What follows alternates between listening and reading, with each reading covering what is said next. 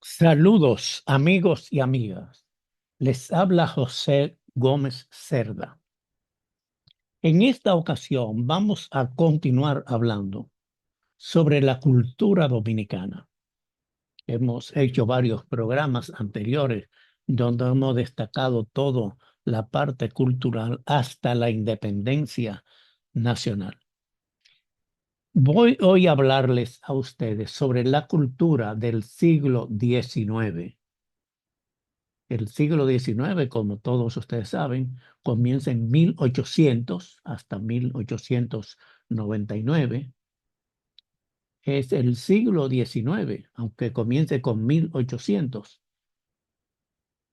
Ya hemos hablado sobre la primera parte que fue la ocupación de los haitianos a la isla, la independencia y la restauración.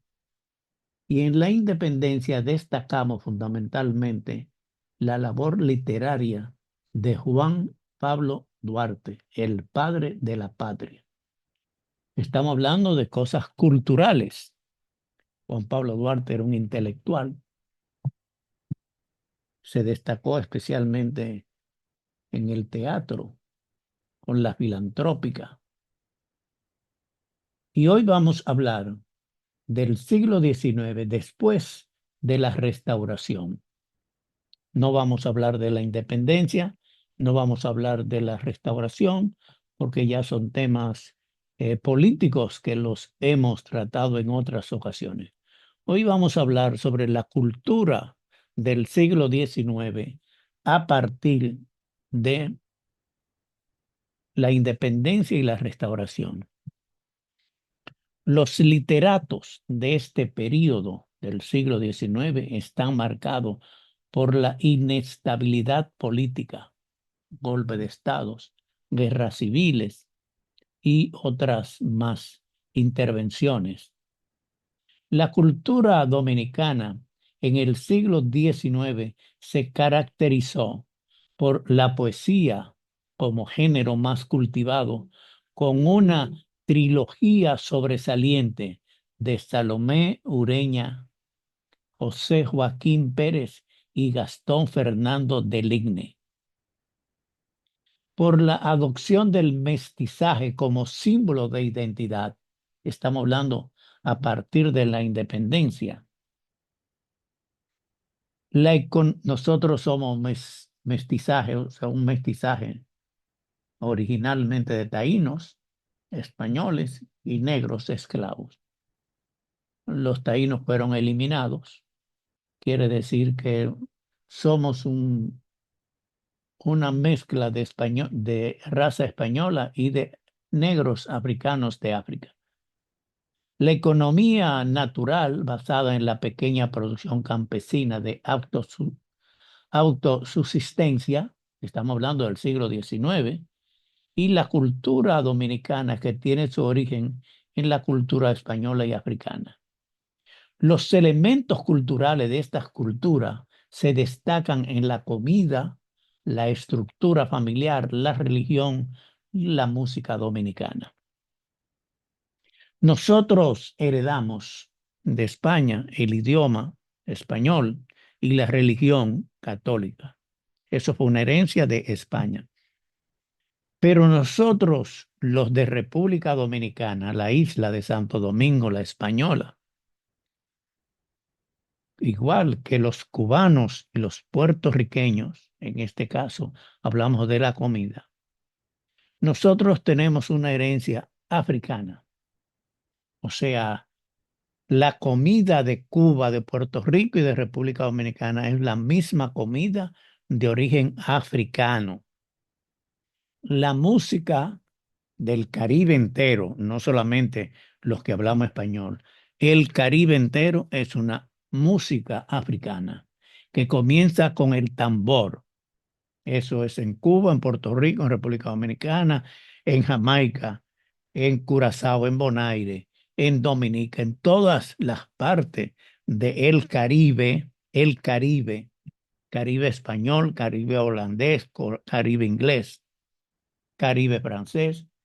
Todos nosotros, nuestra comida y nuestra música es descendiente de África.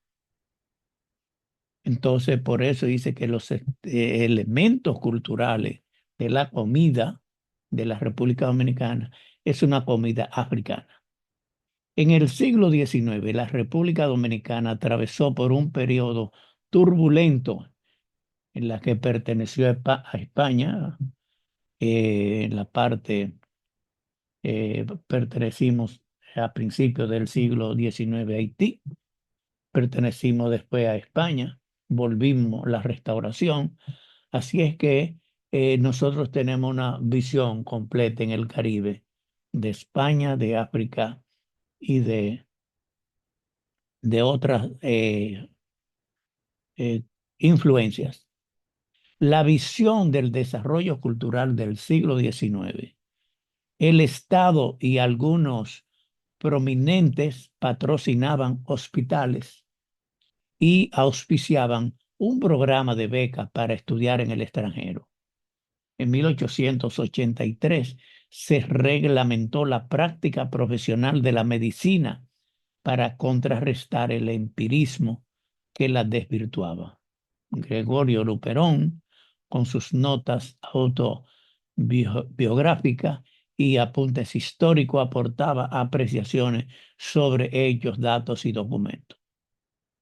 El siglo XIX hubo un espíritu científico en la República Dominicana, con la etapa de cambio que dio apertura a la modernidad y superación de lo arcaico, el pensamiento y abajo también científico llenaron su contenido.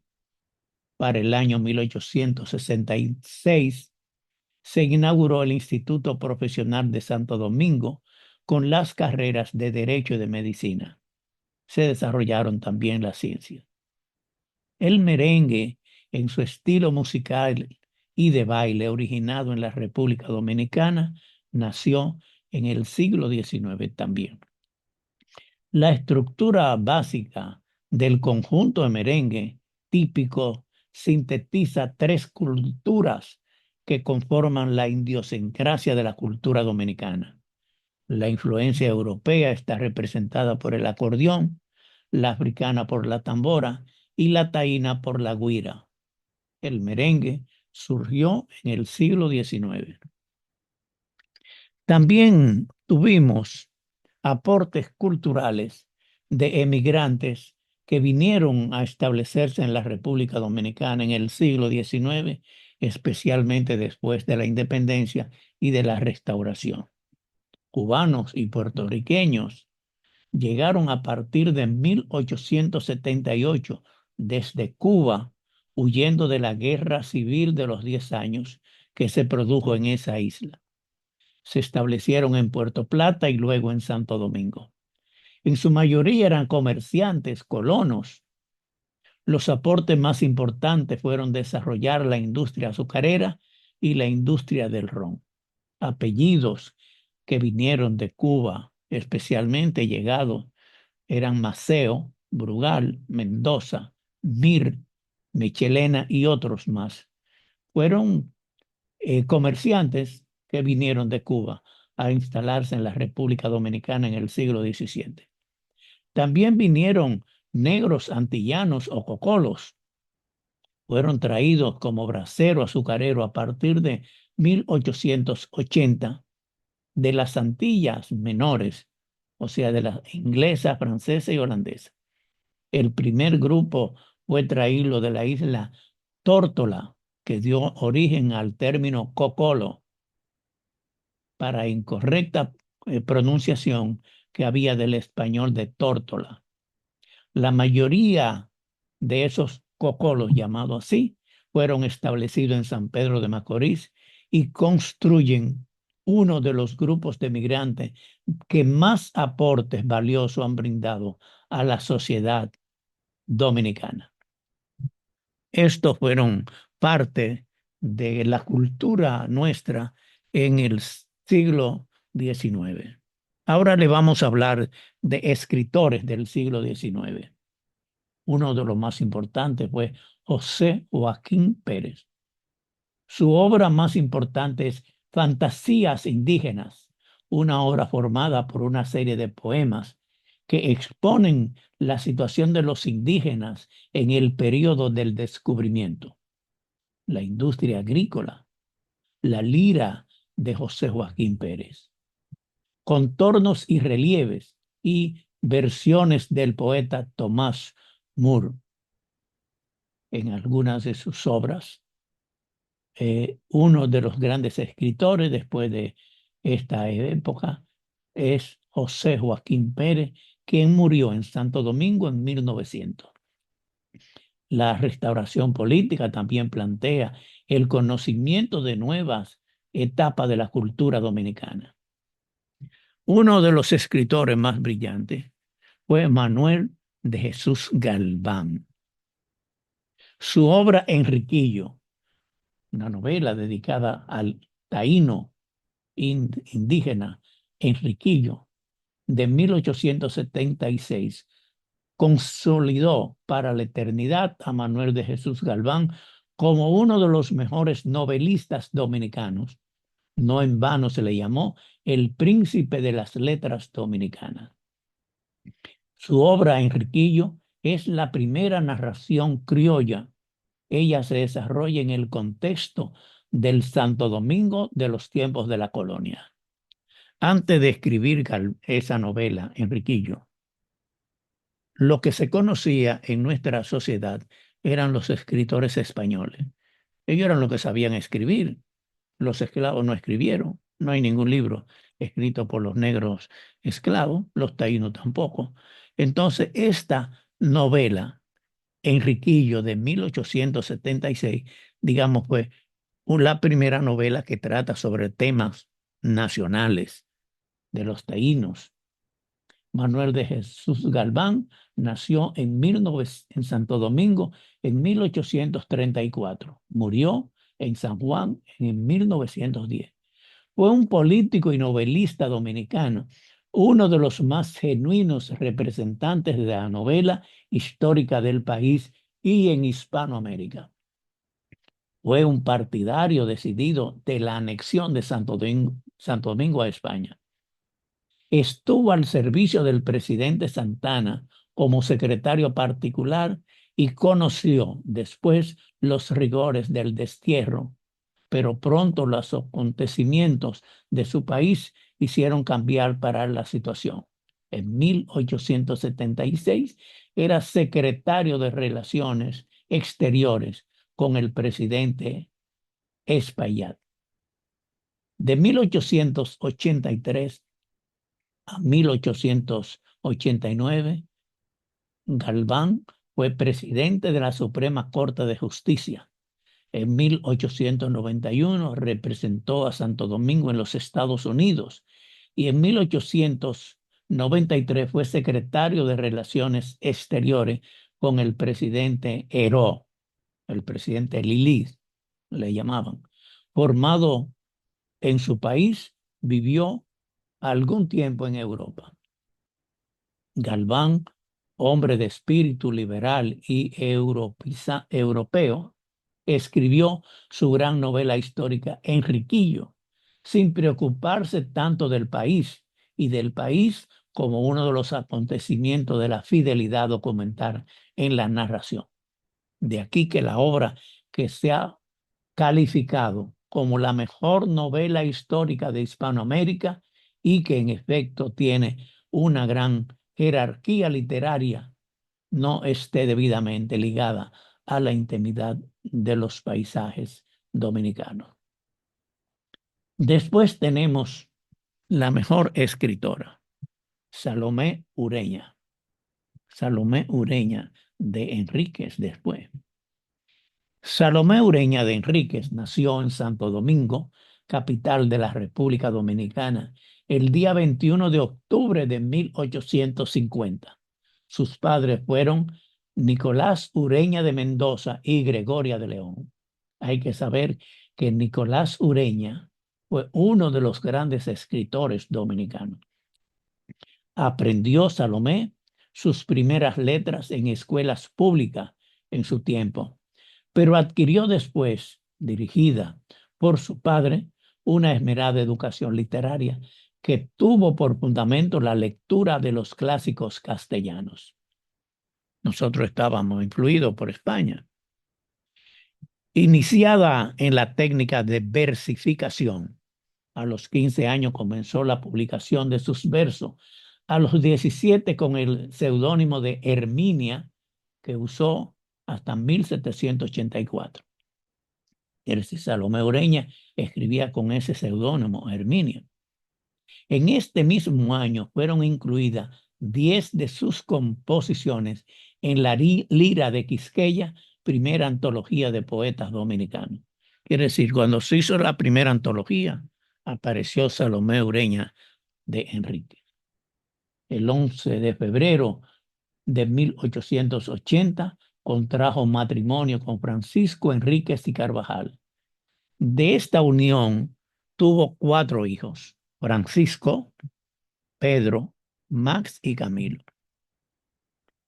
Los Enríquez Ureña, o sea, los hijos de Salomé Ureña y Francisco Enríquez, que fueron Francisco, Pedro, Max y Camila, ha sido la familia en nuestro país de mayor calidad intelectual. Quiere decir, Pedro Enríquez Ureña, uno de los 4 hijos de Salomé, fue el mejor intelectual que hemos tenido en toda la historia dominicana. Pero además, Francisco, Max Enríquez Ureña y Camila Enríquez Ureña son ese cuarteto de hijos que tuvo Salomé, los mayores intelectuales familiarmente que ha tenido nuestro país. Salomé Ureña de Enríquez fundó el 3 de noviembre de 1881 el Instituto de Señoritas, primer centro femenino de enseñanza superior en el país, y el 17 de abril de 1887 celebró la investidura de las 6 primeras maestras normales que tuvo la República Dominicana. Quiere decir, la educación por donde se inicia, por las escuelas. La primera escuela de señoritas la formó Salomé Ureña de Enrique. El día 6 de marzo de 1897 murió Salomé Ureña de Enrique en su ciudad natal. Fue enterrada en la iglesia de Nuestra Señora de las Mercedes, donde aún reposan sus restos. Otro gran escritor dominicano se llamó Gastón Fernando de Ligne. Gastón Fernando de Ligne, su obra poética es la mezcla de modernismo y del romanticismo. Fue un poeta y traductor dominicano. Nació el 23 de octubre de 1861 en Santo Domingo, República Dominicana, allá. Se suicidó de un disparo en la cabeza el 18 de enero de 1913 en San Pedro de Macorís. Sus padres fueron Gastón de Ligne y Ángela Figueroa. Quedó huérfano, pero fue protegido por el sacerdote Francisco Javier Villini. Allí le permitió hacer sus estudios en el Colegio San Luis Gonzaga hasta terminar el bachillerato. De Ligne se dedicó por completo al estudio y cultivo de las letras en sus horas libres. Logró un alto grado de perfección intelectual y el dominio del idioma latín y de lenguas modernas. Es la figura más destacada del campo literario en su localidad de San Pedro de Macorís.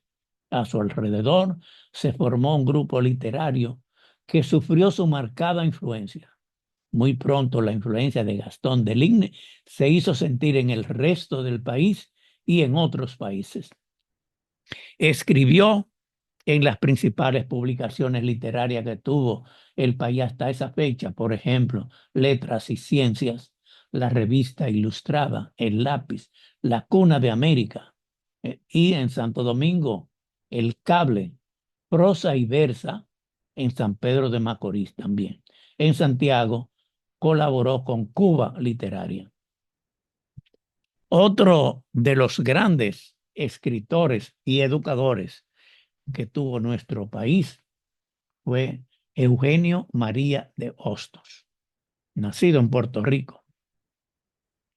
Eugenio María de Hostos fue un gran precursor del ensayo nacional. Eugenio María de Hostos y Bonilla nació en Mayagüez, Puerto Rico, el 11 de enero de 1839 y realizó gran parte de sus estudios en España, en donde inició su lucha a favor de la independencia de Cuba y Puerto Rico. El educador vino por primera vez a la República Dominicana en 1875, desterrado por sus ideas independentistas en 1876. Eugenio María de Hostos fue a Nueva York y después se trasladó a San Tomás. De allí volvió a la República Dominicana en 1879, encontrando una educación en condiciones lamentables, producto de los distintos hechos sangrientos que habían ocurrido en esos tiempos. La República Dominicana estaba en guerras internas. El educador Hostos, al llegar, encontró en el gobierno amigos suyos y el Poder Ejecutivo le encargó la redacción de un proyecto de escuelas normales. Las cámaras hicieron el proyecto y en 1880, bajo el gobierno de Gregorio Luperón, se inauguró la primera escuela normal de maestros en la ciudad de Santo Domingo, bajo la dirección de Eugenio María de Hostos. Hostos tuvo que crear lo que no había en el país, un cuerpo de profesores que salieron de la sociedad amigos del país, bajo los auspicios de esta y la dirección de dos jóvenes como José Pantaleón Castillo y Francisco Enríquez y Carvajal. Empezaba a actuar entonces una escuela preparatoria. En el año 1881 se fundó el Instituto Profesional para ofrecer los medios necesarios a los que deseaban hacer estudios profesionales. Contenía las escuelas de Derecho, de Medicina, de Farmacia e Ingeniería. Para Hostos, el fin último de la enseñanza es el desarrollo de la razón. El desarrollo de la razón es simultáneamente desarrollo intelectual y moral, pues como dice Hostos, el criterio más infalible para conocer si un hombre se desarrolló en toda la fuerza de su razón está en su vida. Si hace el mal, no es suficientemente racional.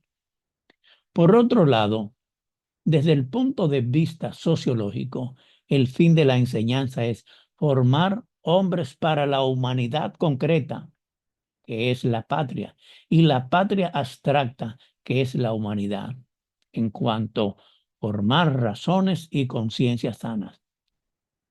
La razón es para Eugenio María de Hostos un organismo compuesto de organismos de fuerza que manifiestan su actividad por medio de tres funciones básicas de la razón: el sentir, el querer y el pensar. Como todo organismo, la razón en cuanto a función que llamamos pensar tiene una necesidad y un propósito a cuya satisfacción apunta en su necesidad descubrir, conocer y poseer la verdad. Esto significa que la razón en cuanto a pensar tiende al desarrollo de una representación conceptual sistemática de la realidad. Eugenio María de Hostos se inscribe en la corriente de pedagogía científica de la segunda mitad del siglo XIX. El educador Hostos necesita conocer la estructura, funciones, operaciones y etapas del desarrollo de la razón en su producción de conocimiento. Esto le proporcionará al educador el sistema y método natural por la cual la razón se desarrolla y produce conocimiento. El propósito de la enseñanza es despertar las fuerzas orgánicas de la razón y fomentar su evolución. El rol del educador es entonces servirse de este método natural para recrear las condiciones que permiten el desarrollo de la razón y eliminar todos los obstáculos. Instruir es educar el entendimiento. Educarlo es ponerlo en actividad y movimiento funcional, ponerlo en función de hacer correspondientes las operaciones a las funciones y las funciones a las fuerzas, de modo que la actividad intelectual se dé con toda su salud, energía y vigor en cada uno de los 4 momentos de la evolución y en cada uno de los sujetos sometidos al régimen de la educación. La reforma educativa que Hostos proponía se fundamentaba en la idea de que la libertad y la civilización de nuestros pueblos solo se conseguirán si los individuos que la constituyen se educan en el desarrollo de su capacidad de conocer, es decir, de razonar. Su extraordinaria y adelantado de los tiempos de la concepción educativa hacen que Eugenio María de Hostos sea estimado como el más grande educador que tuvo nuestro país. Eugenio María de Hostos murió el 11 de agosto de 1903 en Santo Domingo. También es importante conocer la cultura popular dominicana. En la poesía popular dominicana abundan los decimeros, quienes escribían letra para los desafíos amorosos, la sátira, la poesía grotesca, política, cómica y religión. El más grande poeta dominicano es Juan Antonio Alix. Juan Antonio Alix, el cantor del yaque, nació en Moca el 6 de septiembre de 1833, hijo de Félix Alix y María Magdalena Rodríguez. Es el poeta criollo por excelencia y uno de nuestros originales temperamentos literarios, un auténtico representante del pueblo, del que extrae su lenguaje y modalidades con los que plasma en sus décimas una imagen verídica del dominicano de los tiempos de la Restauración. Estamos hablando del siglo XIX.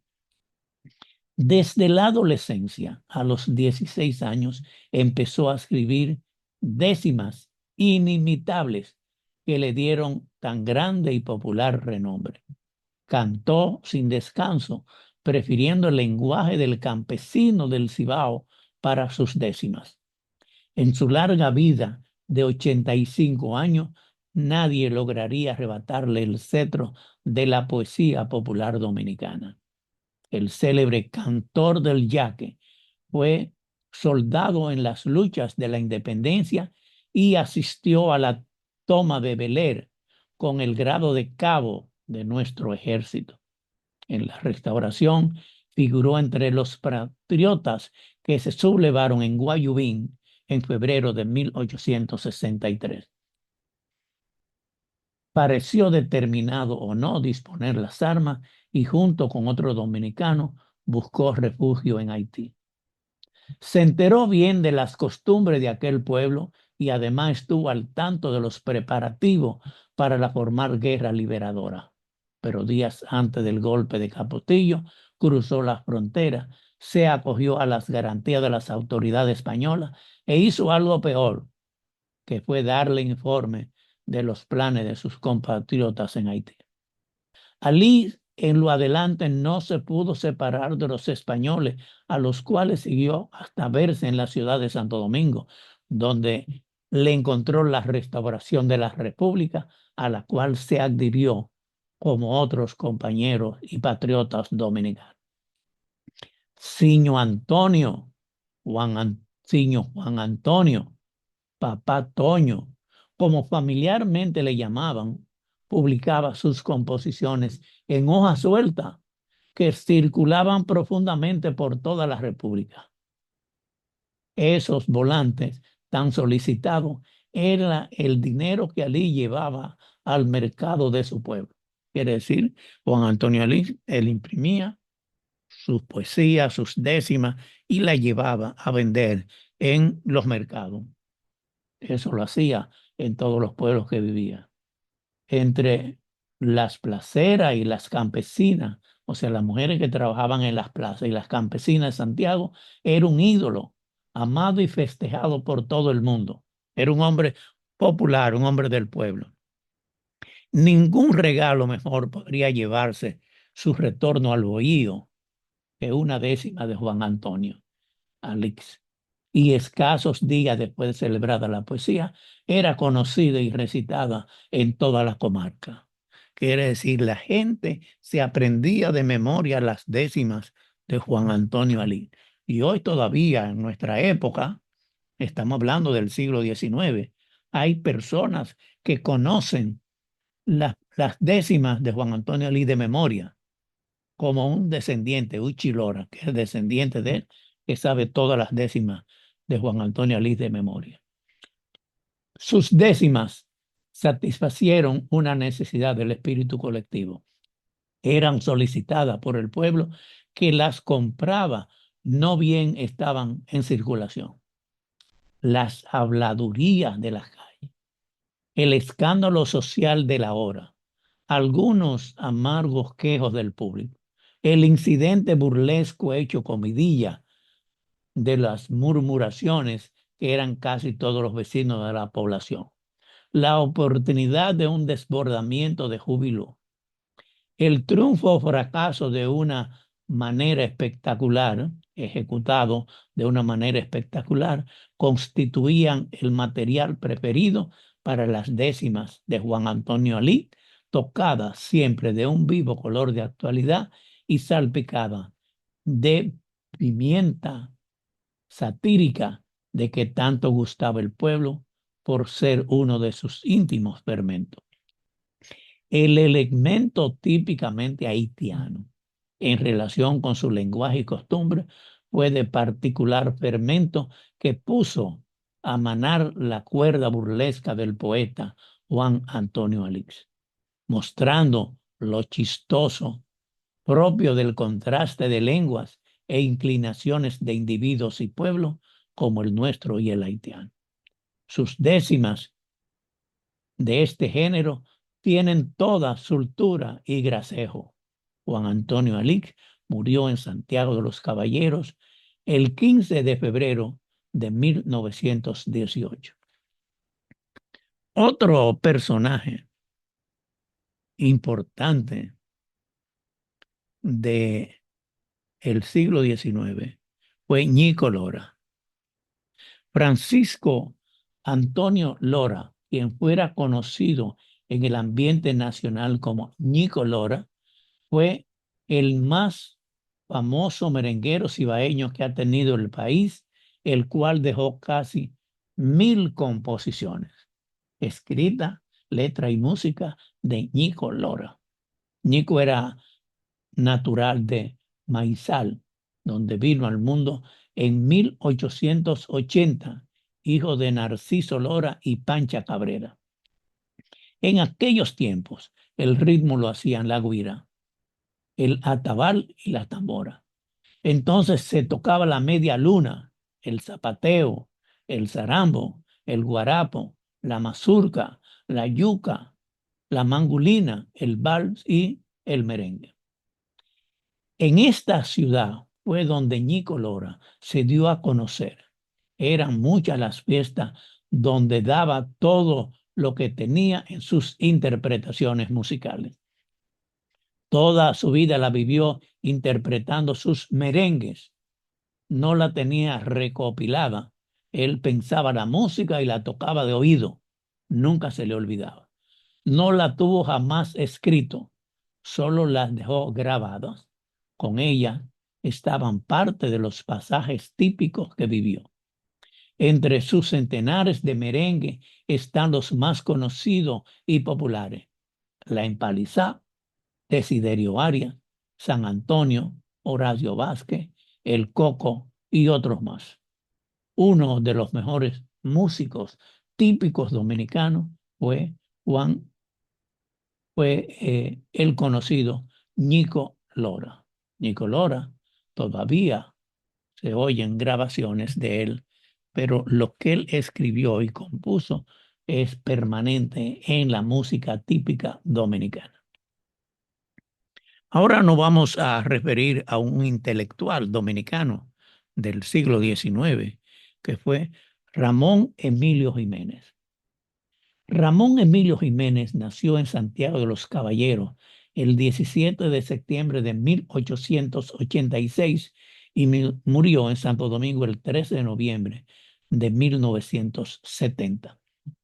Realizó estudios primarios y secundarios en escuela en su tierra natal, quiere decir en Santiago. Graduó de bachiller en letras, ciencia en la Escuela Normal de Santiago. Sus poesías de índole educativo y sus canciones a la patria están recopilados bajo el título La patria en la canción. Como prosista, como prosista, Ramón Emilio Jiménez dejó interesantes artículos de costumbres, fruto de sus investigaciones folclóricas por todo el país. Además de escritor, fue político. Sus obras más conocidas son Naturaleza y Hombre, El patriotismo y la escuela, La patria en la canción, Del lenguaje dominicano, Espigas sueltas, Savia dominicana, El amor del bohío, y también escribió varias biografías de personalidades dominicanas. Estas son algunas de las notas sobre Ramón Emilio Jiménez. Quiere decir, el siglo XIX fue una época en la cual la literatura, las canciones, lo típico, lo nacional brilló. Después de habernos liberado de Haití y después de la restauración, entonces ya era la República Dominicana. Y ahí hemos mencionado hoy poetas como Salomé Ureña de Enrique. Hemos mencionado otros grandes escritores y poetas dominicanos y personas del ambiente típico dominicano, como lo hemos mencionado a Ñico Lora, Juan Antonio Alix, dos figuras excepcionales, Ramón Emilio Jiménez, el escritor de las escuelas. Casi todos los signos de las escuelas fueron escritas por Ramón Emilio Jiménez. Quiere decir el siglo XIX. Y hablamos hoy a partir de la restauración. Prácticamente podemos decir, hablamos los últimos 35 años del siglo XIX. Sembró.